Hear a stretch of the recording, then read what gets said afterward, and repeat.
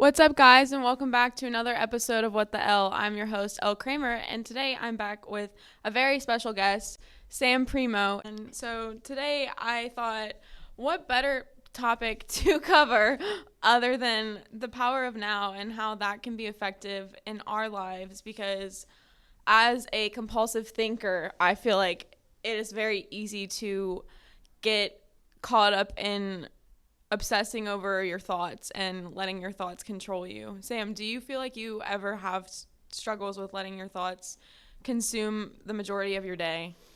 Yes, sometimes I do find my thoughts overrunning my day and giving me anxiety for absolutely no reason. We're going to go over the power of now and how that can transform your everyday actions and just make life a lot easier for you. Well, it's going to be harder than now, but it's going to be easier than tomorrow. That's a really good key. Well, that's how I like to look at it, at least, because the power of now can make your situation just a little bit more difficult for today, but tomorrow is going to be 10 times better. That's kind of where discipline pulls, or that's where discipline comes into play. Are we going to keep going? Or are we? Yeah, keep running it. Fuck it. Okay. So for me, I feel like I often let my thoughts consume me in a way that I can't focus on the task at hand. And it's really hard for me to let go of those things that I'm thinking about instead of being fully present in the moment. And that in itself completely takes you out of enjoying what's in front of you. Like right now, I'm thinking about what's the next question, where I should be thinking about, okay, this is a great conversation. I'm going to learn a lot in this conversation. What am I seeing in front of me? But instead I'm letting the anxiety of my brain tell me that I don't know.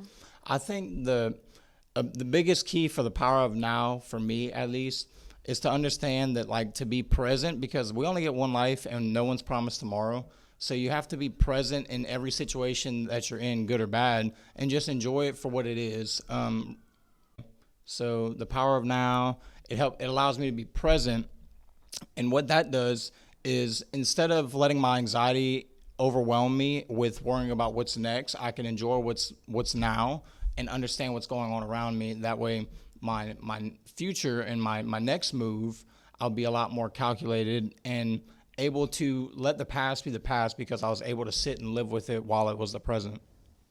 For me, I often feel like I let the past and the future, those anxieties consume me instead of just truly focusing on what I should be focusing on, which is my feet and what's in front of me. Because what we're truly promised is just right now. We're not promised tomorrow. We're not promised like the next day. We're just promised this present moment. And that can often be so lost in a world where we're constantly having all these dopamine rushes to our face. And so whenever you take those out, you really start to feel that peace of mind that you can actually get whenever you're just truly being quiet and truly being present with being yourself. present. And often I feel like the idea of being present and being alone kind of correlate and go hand in hand, because in order to fully be present, you need to be aware of your emotions and your thoughts, and also not letting those, like, you aren't your mind. In chapter 1 of The Power of Now, it talks about you are not your mind, and letting those thoughts that you have that come and go, just be an observer of that, be a watcher. Don't let those thoughts completely consume you, because you could have a thought that's like, I look terrible today, but instead of ruminating on that thought, you can let it go and just be like, okay, that happened, but that's not true. And you can redefine that by telling yourself something positive instead of casting criticisms on yourself whenever that's not necessary. Right. I think it goes, the power of now has a lot to go back with. It's like, it's a reminder of how powerful our mind is. It truly is the most powerful thing, because regardless if you think you look good or you look bad, or you're doing great or you're doing terrible, you're right, because you're going to go ahead and follow, like, your body's going to follow where your mind's going to lead it. So I mean, of course, you want to be observant and understand what your future long-term goals are, but you can't get caught up in what's going wrong today and expect it to, like, if you worry too much about what's going wrong today and let that, I guess, feeling overwhelm or override your thought of, sense and logic, then it could just wreak havoc. And I mean, it'll pull you into it's pulled me into a really dark mentality in the past where it's like everything's gloomy and it's always rain. Where's the sunshine on this side? But I find that, like, if I'm able to just analyze it and look at it logistically and say, okay, this is just a current thought, it's a current problem, but if I can go through it, it's going to ultimately be another building block to what's ahead in the future. And I think it also goes back to recognizing your emotions for what they are and seeing them as a stepping stone into where you're headed to, and also remembering that your pain is part of the human experience, and without the pain and the emotions that you feel, you wouldn't be a human. And through that, it's hard to sometimes, at least for me, let go of those emotions that can seem very consuming or just overwhelming whenever I'm trying to be productive or trying to focus on what's in front of me. But those thoughts that if I'm just having a bad day, can completely throw me off in a way that makes me not want to be productive anymore. And it just completely ruins my whole mood and my whole day. And what is the power of one more? So the power of one more is basically just emphasizing the importance of perseverance, and being able to just, how do I word that? The importance of just one more, it's very universal in life, regardless if that's one more rep or if it's one more hour of studying or whatever, one more note you have to take. It's in the now, you're going to be, aggravated because you have to go through all these extra steps, but you're creating that discipline that's going to provide you with some sort of benefit in the future. Like, for instance, one more rep. I mean, you may think you're failing. I mean, unless you're coming to complete muscle failure, but you may be like, you may go into fitness thinking, okay, I got to do X amount of sets with 10 reps a set. Well, if you go into it with that mindset, but then you force yourself to push out that one more rep to get that total exhaustion of whatever muscle you're doing, you're going to not only feel it in the mentality strength that's going to give you by, like, creating that discipline for yourself to say, no, I'm more powerful than my thoughts. I control where the body's going to go. You're going to get stronger in that sense, as well as obviously muscle strength. You'd get stronger. And for me, like, the power of one more, it's always whenever the power of one more really comes to play for me whenever I'm doing the stuff that I hate the most. It's not when I'm in the gym. That's fun for me to try to squeeze out an extra rep, but it's whenever I'm, say, studying. So lately I've been trying to get closer to God and start to understand my spiritual side a lot more. So it's like, even if I'm super tired at the end of the day and I read my one page of the day that I promised myself I would, I want to at least read that next chapter or that next, story, just to where I can go to bed knowing that, look, I tried to squeeze out that extra rep, and I did, because I usually benefit from it regardless if it's just the message that I needed to see that day, or if it's just to, like I said, the peace of mind going to sleep knowing that I was able to push through it. Or, for instance, like whenever I'm editing, it's like, oh man, I don't want to do one more reel, but I could hurry up and zip it out. And then it's like, wow, okay, cool. Now you feel that much more, I guess, that dopamine rush. Yeah, you feel a lot more accomplished and proud of yourself. I feel like for me, the power of one more, I use that in my everyday life without even realizing that was a thing. Like, the power of one more, I do use it in the gym, like he said, but with school and being a college student, I experienced burnout a lot. So the power of one more, and like the 5 second or the 3 second rule where you just count to 3 and do the action, it always really helps because it takes the thought out of it, and you're just doing it, and you're not allowing yourself to have that second where you're hesitant of doing it, and you're just gonna do it like he said. And then that feeling afterwards is always so unmatched. The feeling of accomplishment that you create, and you're creating a habit within yourself, like a very good positive habit that you can use later down the line or for the rest of your life. Right. And regardless of what area it is in your life, like being able to get out of your comfort zone, to do that one more, to push yourself for that extra rep, it's so beneficial, because in the long run, you're going to start doing it in every aspect of your life without even thinking of it. And it just becomes like habitual. It's us doing this one more podcast. Whenever we first started doing podcasts, this was fun. And then we started learning how much of a headache all the awesomeness behind the scenes are. And it's like we keep coming back and we keep practicing, because we know one day we'll be famous like you, Joe Rogan. Yeah. So like one more podcast, one more episode, one more reel, one more everything. one more percent of effort. That's like literally just one more percent of effort, and you can unlock a new version of yourself that you didn't know existed. And for me, that was just like sending one more email, because I got rejected so many times for the summer. Like I had so many different endeavors. Like I wanted to go to Nashville. I almost went to Nashville, believe it or not. And it was a scam situation. Like the people were trying to scam me. So I'm glad I didn't go. But I sent dozens of emails within the summer, or before summer started, trying to get into all these places. And if I wouldn't have sent that one more email, I wouldn't have been able to go to Destin. I wouldn't have met all the amazing people I've gotten to meet, because I didn't let that limit you. I didn't let that limit me, and I didn't let the frustrations of being rejected or not working the way I wanted it to set my limits for myself. How do you deal with rejection? The way I deal with rejection, I feel like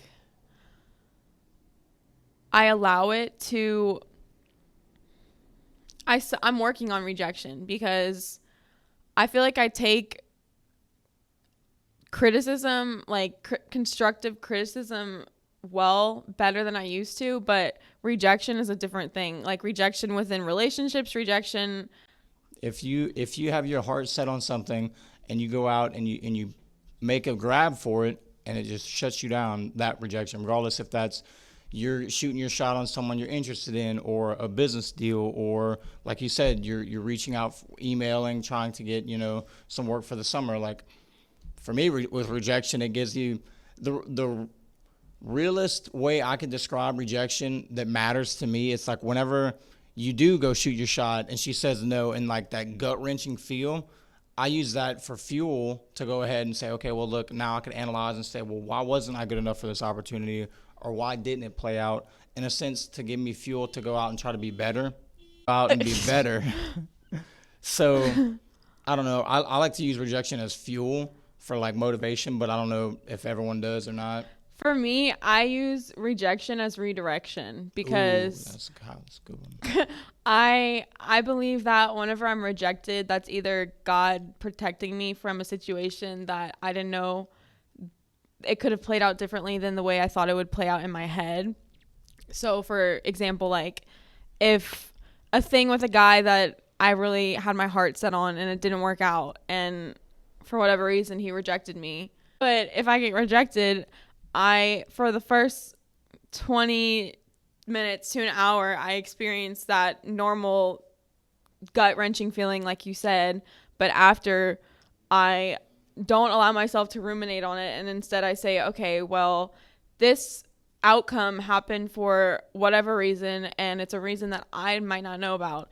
Like, you had a really good point whenever you said that like you take rejection as redirection, and kind of like I'm getting more spiritually sound, so like I feel like could be a sign from God, or it could be just another path that they're trying to route me to. Getting more spiritually sound, I guess. It's more or less I use it as reassurance in order to kind of prep myself to say, okay, something's bigger and better ahead. Then maybe we're just not going to get to it going through it this route. For instance, I'm working on getting my next round of stem cells, and it's like, do I want to hurry up and get the stem cell procedure that I've done before that I can afford and see more progress with, hopefully, or do I continue to raise money and awareness in order to go to a much more inclusive, or I guess a much more intense physical therapy facility. And so I'm still kind of like torn with that emotionally, trying to figure out what the best move for me is. And I think God's going to ultimately decide which avenue is going to be best for me, because that's the only reason I've gotten here. I no longer call any of this dumb luck or coincidence. There's too many crazy things that's happened in my life that I've only talked to God about. You know, I've prayed about it to myself, and things unfold. It's like basically you'll never know if you don't ask. You're going to miss every shot you don't take. So I like to take the shots, and I'm just ready for rejection and going into it expecting nothing and hoping for the best. It's definitely helped the momentum continue, because I no longer allow like rejection or small setbacks like that affect my dopamine and my mood enough to throw me into a slump and throw me off track. So basically, whenever I get rejected or anything just doesn't go my way in life, I always like to remember that we're literally a speck of dust, a grain of sand on this huge floating rock in the middle of the universe. Like, we are so small and insignificant compared to how massive the world is. And my little rejection, the world didn't end whenever I got rejected by this guy I liked. The world doesn't stop.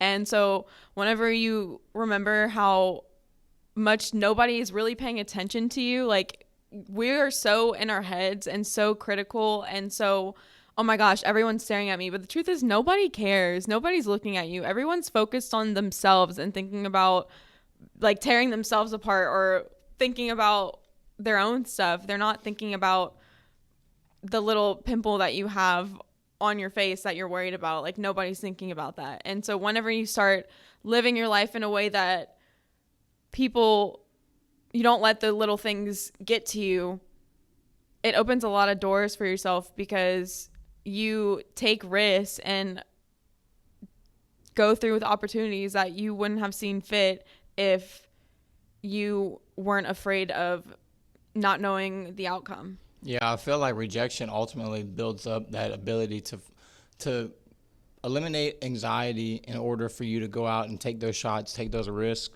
make those moves, because you're not scared of what's going to happen if they say no or if this isn't the right route. Yeah, I think rejection is really great if you're able to utilize it in that sense. And so going back to something about the power of one more, whenever you experienced that rejection of your insurance cutting you off in that moment, and you were like, I'm not taking no for an answer, you tried again. And that power of one more, like power of reaching out to another therapy clinic, or how did you go about that? So whenever insurance initially dropped me, of course it was devastating, and I didn't really know what to do in the pursuit of physical therapy, because I had literally the only option that I had to try to recover had just thrown in the towel on me. I took to the gym. I applied the power of one more into just other physical activities that I could do, like, whether that's a chest press or an arm workout. I was able to reassure myself that me continuously moving forward on this path, regardless who's with me and who's without me, it gave me that mental solitude to know that I can continue in one sense or another. And I actually, the physical therapy didn't kick back up till years later, but not because I asked, but because I simply continued to go on the journey alone. I was like, okay, if my insurance isn't willing to, if my physical therapists aren't willing to help me, then I'm just going to do it myself. I'm going to help myself, because I think a lot of people are willing to help others if they see you willing to help yourself. And so instead of sitting back and having a pity party, like, oh, they canceled my insurance, I'll never be able to walk in, I took that shit like fuel. I was like, okay, cool. Y'all don't believe in me, or y'all don't want to cover it? Well, watch me do it anyway. And with doing that and continuously going to the gym, trying my exercises, expanding my knowledge to give myself the best potential outcome that I could, that's how I met my current physical therapist, because he's like, oh, wow, this is awesome. You've come really far. You've been busting your butt. Like, I see you're getting this progress. Would you want to come train at my clinic? And I'm like, dude, insurance isn't going to pay. And he's like, I don't care about insurance paying. Like, if you want to work, we could work. And so from that day, we've done probably 60 sessions by now. We've worked together over a year. And whenever I'll be running up that mountain, I'm going to give all the credit to, well, God, of course, but also to Scott. Scott McBride deserves a lot of credit for that, just because he saw the willingness in my work ethic and was willing to invest his time into that.